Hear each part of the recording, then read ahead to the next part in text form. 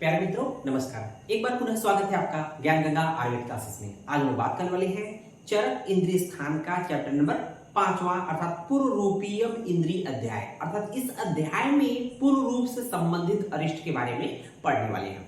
तो आइए शुरुआत करते हैं इस चैप्टर का। तो यहाँ पर देखेंगे सबसे पहला पॉइंट क्या पढ़ना है, अध्याय परिचय अर्थात अबाउट चैप्टर के बारे में इंट्रोडक्शन देना है।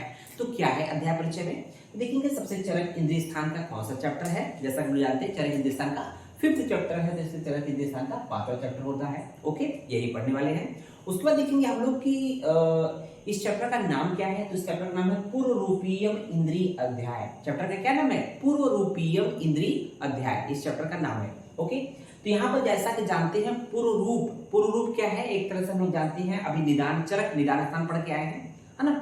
चरक निदान स्थान में हम लोगों ने निदान पंचक नाम सुना। क्या है पूर्व रूप, क्या है उसको डिफाइन करने के लिए निदान पंचक हम लोग सुना था। किसी भी व्याधि की उत्पत्ति होने के लिए कम से कम 5 चीजों की आवश्यकता होती है, उसमें बोलते हैं निदान। पहला पॉइंट होता है पूर्व रूप उपसय संप्राप्ति। ये 5 चीजें होती है किसी भी व्याधि की उत्पत्ति के होने के लिए, है ना, उसको लक्षणों तक जाने के लिए 5 चीजें होती है, जिसमें इस निदान पंचक में एक पॉइंट होता है पूर्व रूप। अर्थात किसी भी व्याधि के लक्षणों को उत्पन्न होने से पहले जो कुछ लक्षण महसूस होते हैं उसको हम लोग पूर्व रूप बोलते हैं। जैसे आपको कोल्ड गले में कोल्ड शुरू होता है, कोल्ड होने से पहले आपको गले में खराश शुरू हो जाएगा। प्रतिस्याय होता है व्याधि जिसमें नाक से पानी आता है ना, कोल्ड इसको बोलते हैं, नाक जाम हो जाएगा। तो उसका शुरुआत कैसे होगा, शाम को देखेंगे कि आपको गले में थोड़ा सा खिचखिच हो जाएगा, तो गले में जो खराश होगा वो उसका पूर्व रूप के रूप में होता है, उस कोल्ड प्रतिस्याय का।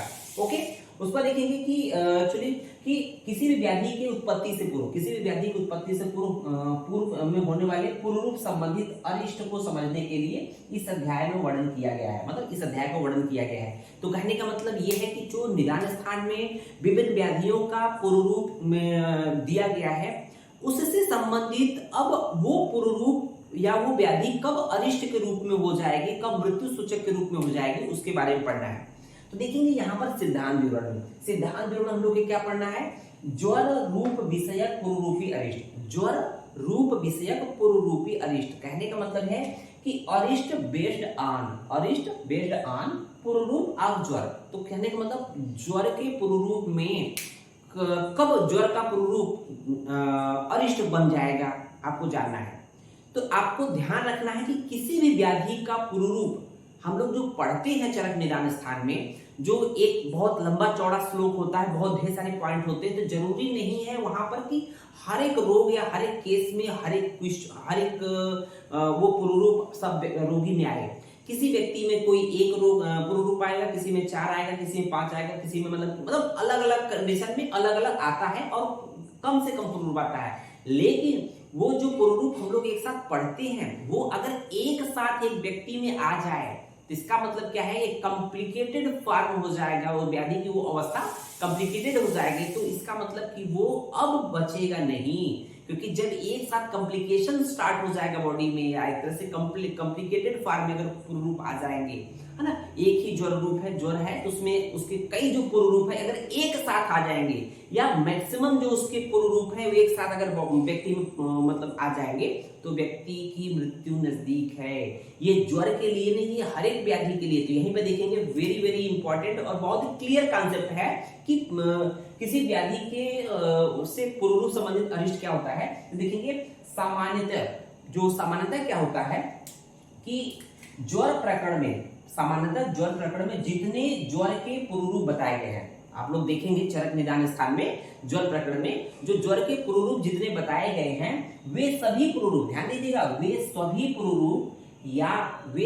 रूप अगर एक साथ उपस्थित हो जाए किसी व्यक्ति में या अधिकतर मतलब मैक्सिमम उसमें से अधिक पूर्व रूप के साथ ज्वर जिस मनुष्य के शरीर में प्रविष्ट होता है, मतलब ज्वर जिस मनुष्य के शरीर में अधिक से अधिक पूर्व रूप के साथ में मतलब कि ज्वर उत्पन्न होगा तो क्या होगा, वो ज्वर जो होता है मृत्यु सूचक होता है। तो क्या कह रहा है, पूर्व के साथ जिस मनुष्य के शरीर में प्रविष्ट होता है वह ज्वर मृत्यु को आगे कर वह स्वयं प्रवेश करता है। मतलब जब अधिक से अधिक पूर्व के साथ ज्वर आएगा तो इसका मतलब आगे आगे मृत्यु चलेगा, पीछे पीछे ज्वर चलेगा। समझ में आया? तो अर्थात कहने का मतलब होता है कि अधिक पुरुरूप होने पर, अधिक पुरुरूप होता है होने पर मतलब किसी भी व्याधि का, ये ज्वर के लिए नहीं है, किसी भी व्याधि का अगर अधिक पुरुरूप होने पर रोगी की ज्वर से मृत्यु हो जाती है, मतलब जिस व्याधि की बात करेंगे उस व्यक्ति की उसी मृत्यु हो जाएगी। तो ज्वर की बात करें तो ज्वर में अधिक पुरुरूप है तो व्यक्ति की ज्वर से मृत्यु हो जाएगी। इसी प्रकार देख रहे हो कि इसी प्रकार किसी भी अन्य रोग का अधिक पुरुरूप के साथ शरीर में प्रविष्ट होना, किसी भी व्याधि का, हम लोग कह रहे हैं ना केवल ज्वर नहीं, किसी भी व्याधि का अधिक से अधिक पुरुरूप के साथ शरीर में अगर वो ज्वर रोग उत्पन्न हो रहा है तो उस रोग से व्यक्ति की मृत्यु निश्चित, ये मतलब निश्चित ही समझे, अर्थात निश्चित मृत्यु का सूचक वो पर्टिकुलर व्याधि है जो कि अधिक से अधिक पुरुरूप के साथ शरीर में प्रवेश करती है, प्रारंभ होती है। तो उम्मीद है ये ज्वर विषयक पुरुरूपी अरिष्ट समझ में आ गया होगा। निदान रेफरेंस देखेंगे चरक इंद्रिय स्थान का श्लोक नंबर 4 और 5 ये आप लोग का यहाँ पर दिया हुआ है, आप देख लीजिएगा। ओके, अब देखते हैं यहाँ पर कि दूसरा पॉइंट है स्वप्न विषय, स्वप्न भेद, टाइप ऑफ ड्रीम्स, है ना। स्वप्न के भेद कितने होते हैं? यहाँ पर चरक ने स्वप्न के 7 भेदों का वर्णन किया है। स्वप्न के भेदों को वर्णन करने से पहले हम लोग स्वप्न के डिफाइन करेंगे, स्वप्न होता क्या है। तो स्वप्न देखेंगे कि स्वप्न और दोष का संबंध क्या होता है, क्योंकि हम लोग ये अरिष्ट अर्थात मृत्यु से संबंधित बात कर रहे थे, मतलब जो शरीर को नुकसान पहुंचाए उस स्वप्न की बात कर रहे हैं, जो कष्टकारी हो, मृत्यु को उत्पन्न करे या कष्टकारी हो शरीर के लिए, उस स्वप्न की बात कर रहे हैं। तो कह रहे हैं दारुण काल में, तो ध्यान दीजिएगा, दारुण काल का मतलब मृत्यु के समय में, मृत्यु के दारुण काल का मतलब होता है दारुण काल में या मृत्यु काल में, सिंपल दारुण काल मतलब मृत्यु काल में या कठिन समय में, जब अति बलवान, क्योंकि उस समय जो वात पित्त कफ होते शरीर के दोष होते बहुत ज्यादा प्रकोपित हो जाते हैं मृत्यु के समय, अंतिम समय में, दारुण काल मृत्यु काल में जब वात अधिक बलवान, वात पित्त कफ अर्थात दोष वात पित्त कफ से जो है अत्यधिक बलवान वात पित्त कफ से दोषों से मनोवायु स्रोतस, जो मनोवायु स्रोतस पूर्ण हो जाएगा, मतलब पूरा कॉम्प्लिकेटेड भर जाएगा। जब अत्यधिक बलवान वात पित्त कफ अर्थात दोषों से जो मनोवायु स्रोतस बिल्कुल भर जाएगा, उस कंडीशन में क्या होगा कि तब मनुष्य भयंकर अर्थात मृत्युदायक या कष्टकारी स्वप्नों को देखता है। उस काल में बिल्कुल अजीब अजीब सा स्वप्न देखेगा। तो ये है स्वप्न और दोष का संबंध, कहते हैं ना मृत्यु काल या दारुण काल में उसको अजीब सा स्वप्न आता है। आप लोगों ने अक्सर, अगर आप दादा बाबा जिनके जो आप बहुत करीब रहे होंगे मृत्यु के समय, तो आप अक्सर वो बयान करते हैं इस तरह की चीजों के, मुझे मतलब ऐसा हुआ, मेरे साथ ऐसा हुआ। ठीक है, अब देख लेते हैं कि स्वप्न के भेद या टाइप ऑफ ड्रीम्स कितने होते हैं। तो स्वप्न के भेद 7 होते हैं, ध्यान दीजिएगा, स्वप्न के भेद 7 होते हैं, जिसमें देखेंगे 7 में देखेंगे पहले नंबर पे दृष्ट है, दूसरे पे श्रुत है, तीसरे पे अनुभूत है, चौथे पे प्रार्थित है, पांचवें पे कल्पित है और छठवें पे भाविक है और 7वें पे दोषज ये स्वप्न है। जिसमें देखेंगे शुरू के 5 मतलब दृष्ट, श्रुत, अनुभूत, प्रार्थित, कल्पित और ये 5 क्या है अफलदायक या विफल बोलते हैं या असफल स्वप्न बोलते हैं। उसके बाद देखेंगे जो लास्ट के दो स्वप्न है भाविक और कल्पित, ये फलदायक या सफल होते हैं। तो ध्यान दीजिए ये आपके टोटल 7 है, जिसमें शुरू के 5 जो होते हैं वो अफलदायक होते हैं और अंतिम के भाविक और दोषज ये फलदायक होते हैं या सफल होते हैं।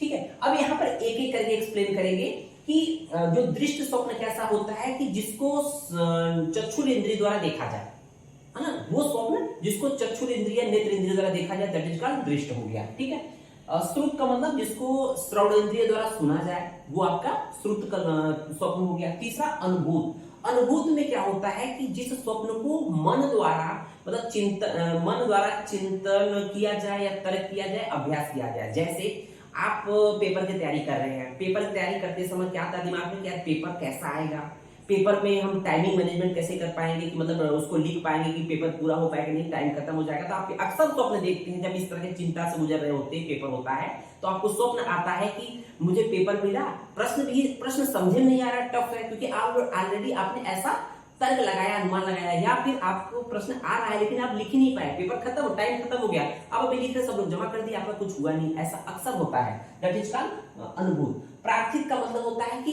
मन इच्छा करता है, मन चाहता है कि काश मन डिमांड करता है। जैसे आप कहें कि काश मेरे को 1 लाख रुपए मिल जाए, काश मेरे को इतने पैसे मिल जाए, तो स्वप्न में आप देखते हैं कि आप इतना पैसा पाते हैं, स्वप्न में पैसा पाते हैं, मतलब ये मन की इच्छा थी। ओके, उसको देखिए कल्पित, कल्पित का मतलब होता है कि कल्पना करना, कि जैसे मन ये कल्पना करता है कि काश जब मैं चारों धाम की यात्रा कर लूंगा तो ये फला काम करूंगा, हाँ? जैसे कहते थे इस तरह की चीजें आप जब देखते हो तो इसको बोलते हैं कल्पित। और जो 6 नंबर का है भाविक, भाविक क्या होता है, निश्चित रूप से शुभ या अशुभ फल को देने वाला होता है, निश्चित रूप से शुभ और अशुभ फल देने वाला भाविक स्वप्न कहते हैं।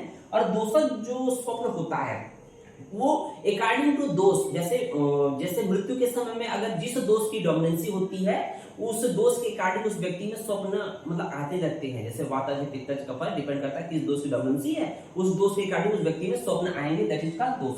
ध्यान दीजिएगा, जो स्वप्न रात्रि के प्रथम प्रहर में, जैसे आंख लगते ही आप 9-10 बजे सोते हो, आंख लगते ही व्यक्ति को स्वप्न आने लगे, तो वो दोष ज्यादा फल देने वाले नहीं होते। तो रात्रि के प्रथम प्रहर में, जो प्रथम प्रहर में स्वप्न होते हैं वो अल्प फल देने वाले होते हैं, बहुत कम फल देते हैं, मतलब वो फलित नहीं होते हैं, बहुत कम फल देते हैं। लेकिन जो अंतिम प्रहर में, मतलब जिस स्वप्न के बाद आपको निद्रा न आए, मतलब बिल्कुल भोरहरिया जिसको बोलते हैं, या प्रातः काल जो स्वप्न होता है वो महान फल देने वाला होता है, उसका निश्चित ही कुछ न कुछ फल अवश्य होता है, अच्छा हो बुरा हो वो अलग बात है। तो इस तरह से हम लोगों ने चरक इंद्रिय स्थान का 5वां चैप्टर अर्थात पूर्व रूपीय इंद्रिय अध्याय की बात किया है।